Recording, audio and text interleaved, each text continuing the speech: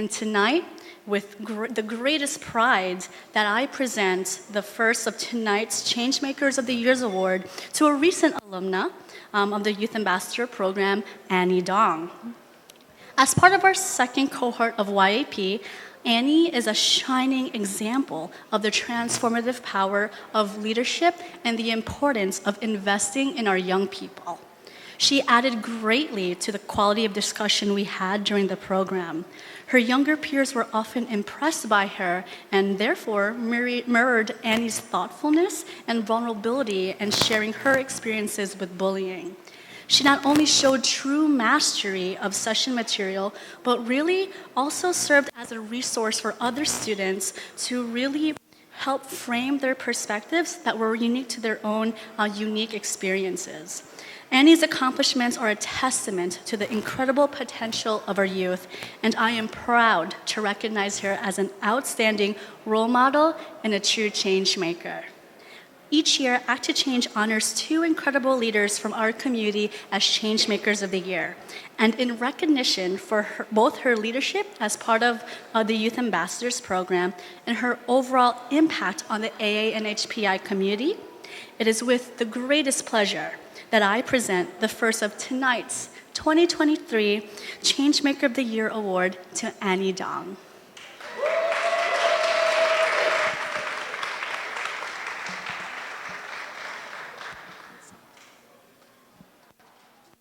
Hi everyone. Thank you so much, Kat, for that introduction. I was also very honored to have been able to receive your mentorship, and I learned so much from you, as I will reiterate throughout my speech. But ever since I got the email telling me that I got this award, a lot of people have been asking me why I got it, especially my Chinese mother. And I keep telling people that I don't know why I keep saying that. So right now I want to do something deeply uncomfortable for me. I want to take a moment to commemorate my own growth and acknowledge my own success. Thank you.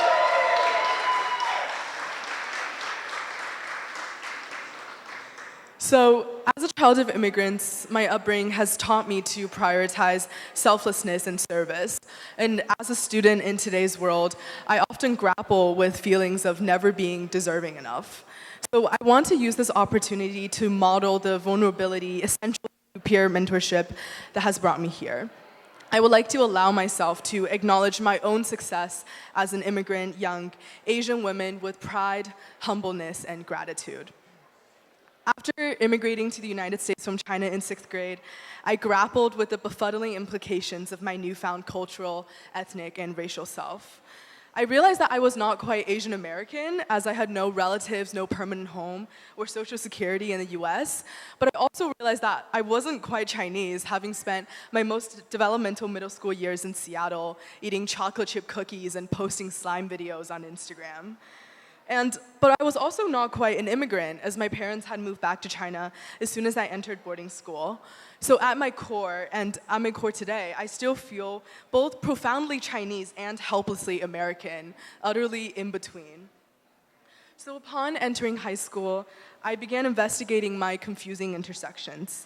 I searched for mirrors in American history textbooks, in the poems of Liang Li and Ocean Vuong, in Asian American studies papers. Through the humanities, I realized that my sentiments were shared by countless other in-between Asian beings, past and present. I wanted to create spaces where the nuanced qualities of our multifaceted, shared Asianness could be openly grappled with in collectivity. So I founded the first ever Pan-Asian affinity group in my school in its 132 years of history, and I implemented bi-monthly meetings and school-wide programming that fostered a sense of visibility, safety, and community for Asian students. I used Asian American studies to inform my activism, conducting ethnographic research and writing articles on Asian American history. At the end of my junior year, I wanted to expand the breadth and depth of my scholarship activism. And that's when I discovered Act to Change's youth leadership program, where I had the opportunity to work with young Asian American leaders nationwide. Honestly, I still don't know what exactly I did as a participant that made me worthy of this honor, but what I do know is that I strove to learn and offer as much as I could with passion and sincerity. Ultimately, through work community action project with the Filipino Young Leaders Program, I learned that youth leadership and peer mentorship is about building loving relationships as much as hosting grandiose events. It's about engaging across different intersectional social realities. It's about leading with decisiveness, pragmatism, and concrete action steps. It's about self-reflection and willingness to model vulnerability. Through it all, my in-between identity allowed me to engage across different Asian lived realities, find personal connections with international students and Asian American peers alike, understand the pervasive impacts of social and historical forces in shaping our everyday identities. Essentially, what I had once found most shameful about myself became my greatest source of empowerment. Thank you. And I just truly could not have done any of it without the countless mentors who have guided me along the way. So I want to offer a few thanks. I want to thank Ms. Yasamura, my lifelong mentor and my mentor for the Act to Change program, who has taught me everything I know about Asian advocacy and self-care.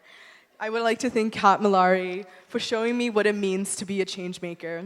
I want to thank Michelle Garcia, my Community Action Project Director, for embodying effective, loving leadership. And I want to thank everyone who's here to support me. I can't wait to continue learning, leading, and growing with the up-and-coming young Asian American activists of my generation. Thank you.